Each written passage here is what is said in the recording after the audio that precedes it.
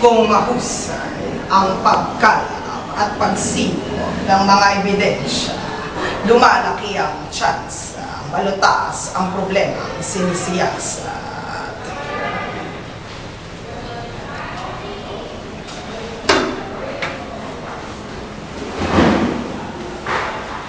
Kaya sa bawat kasong matututukan ng aming kamera, dadali namin kayo sa mismong sentro ng investigasyon.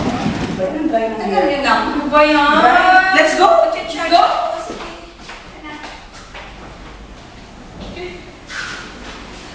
Bawat hakbang ay aming sasabayan hanggang sa pagpupursige sa pagharap ng katotohanan gamit ang siyensya, lohika at pamamaraan ay humantong sa pagkalutas ng kaso.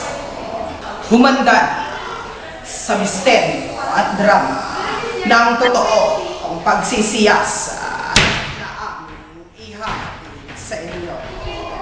Dito lang sa Soko. Pagod ka na ba sa buong period na pagdidiscuss ng lesson? Napapaus ka na rin ba dahil ikaw at ikaw na lang ang laging nagsasalita sa harap ng klase? Nabobore na ba ang iyong students dahil ikaw at ikaw na lang ang nakikita nila na nagbibigay ng input sa araw-araw na diskusyon? Pues, tapusin na ang iyong kalbaryo. Heto na ang panibagong teknik na makakatulong sa iyo. Ito ang fishbowl technique. Sa pamamaraang ito, magiging mas interaktibo ang iyong klase. Mabibigyan mo ng pagkakataon ang iyong mga mag-aaral na mag-participate sa diskusyon. At bilang guro, ikaw din ay magsisilbi facilitator.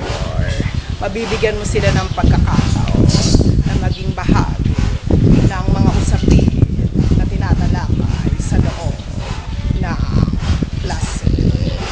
Ito ay isang hamon din upang ikaw ay maging mas epektibong guro.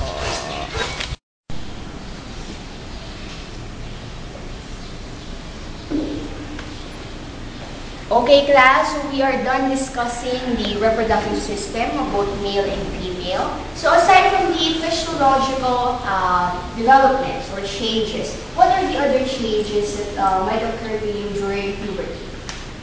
Miss, Okay, yan. well, I guess you can already have boyfriend. Yay! Really? As early as grade 6? Yes! Okay, now class, please listen. Now grade 5 and grade 6 students are already getting themselves into relationships. Now, since it seems that it's an interesting topic, why don't we make that as a topic for our discussion? So I would like to have 5 volunteers. Would you like to volunteer? Sure. Okay? Madali lang ang paraang ito. Una, ayusin ang venue ng naaayon sa forma o estruktura ng teknik. 5 upuan na ipalilibot sa gitna ng classroom.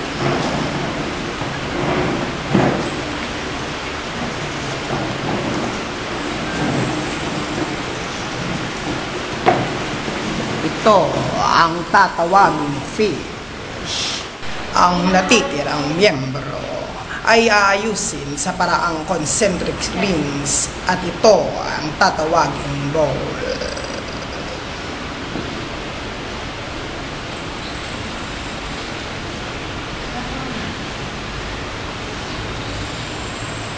So for the topic of our discussion, it would be, is it really okay to have a romantic relationship when you are still so young? Anyone would like to start? Iris. For me, it's okay because, well, my boyfriend inspires me. Really? Yes. Don't tell it. Really? That's great.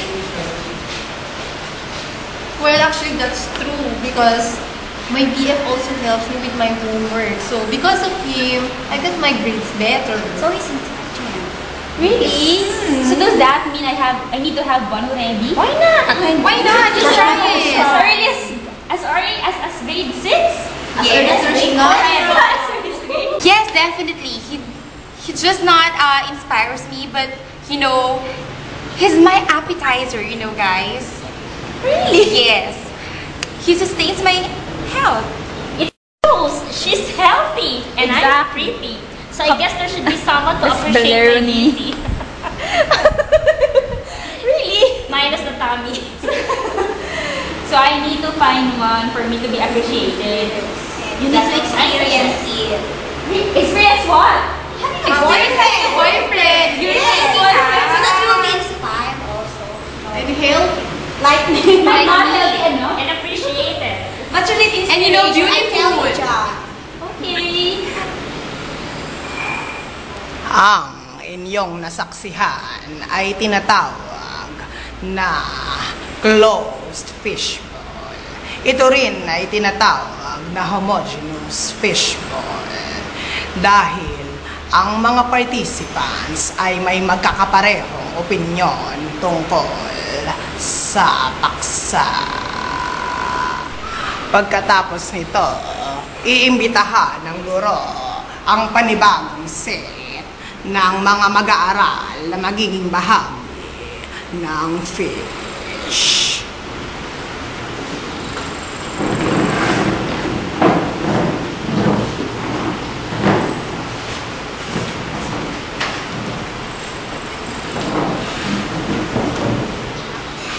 It's not only your boyfriend who can appreciate your beauty. Everyone can appreciate it. Well, like me, I'm not that beautiful, but I have a boyfriend. You sure you can have a boyfriend? Yes, I have a boyfriend. I don't think so. And he loves me. My dad told me that one can only have a boyfriend when you're ready to marry after 2 years. Who's ready to marry after 2 years from grade 6? I don't think you are. And besides, you might get pregnant. How can you get pregnant when you're grade 6? Can you really be responsible to be pregnant in grade 6? Well, that depends on the person. Yeah, that's true. Our religion teacher told us about it, right? But then, I think in my case, it's really okay to have boyfriend. You see, I have a boyfriend, but I'm in top one.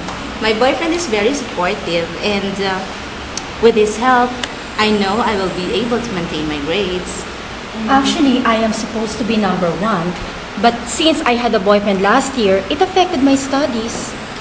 Maybe you have to find another boyfriend. Probably. So in that regard, we must focus on our studies first. And besides, I'm going to be a nun. And nun can have a boyfriend. Yes, of course. Yeah, we agree.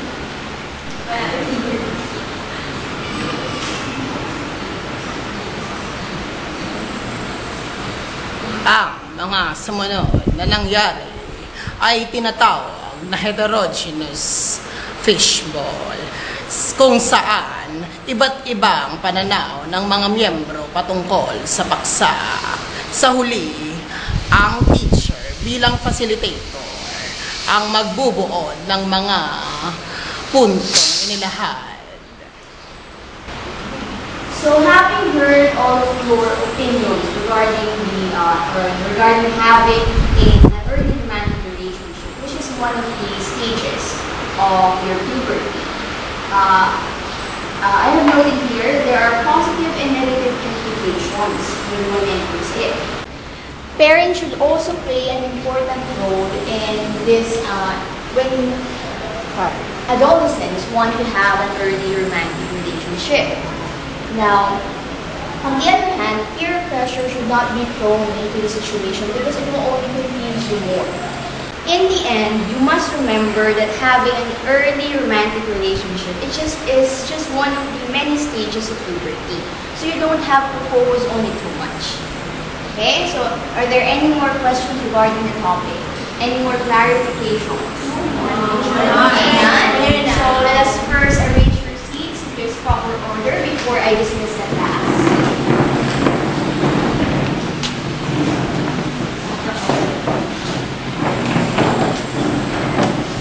Okay, so are you sure that there are no more questions regarding the topic? Yes. Yes. Okay, so goodbye class.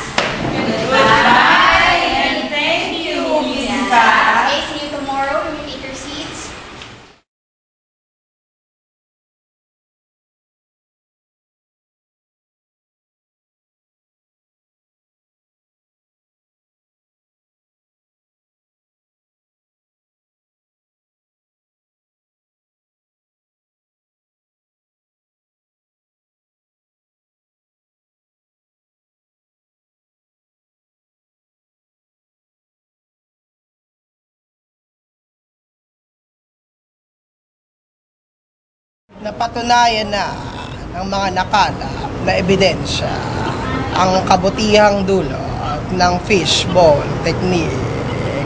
Bilang guro, mas alam mo ang makabubuti para sa iyo ang mga estudyante. Maraming teknik ang pagpipilian, depende sa pangailangan ng iyong klase. Hanggang sa susunod na pagsisiyasat ng mga usaping may kinalaman sa classroom technique. Che, che, che.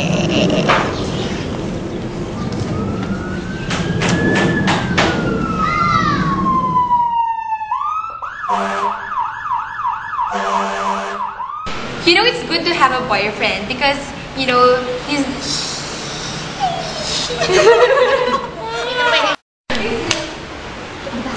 Yes, definitely it's good to have a boyfriend. Well, he's not just my inspiration, but he's also my appetizer, you know, guys. Oh my God! Yes! Isn't that obvious? He satisfies my, you know, my hunger. Your hunger? Yeah, maybe. So he gives you food? Oh, you have to share. Snacks? Yeah. We share food. But not during class. Wait ha, wala kang yung cue mo. Nasa... Taksa. Pagkatapos nito, tatawag muli ang guro ng panibagong set. They should also be, it will only confuse you more. Now, in the end, Dito lang sa Song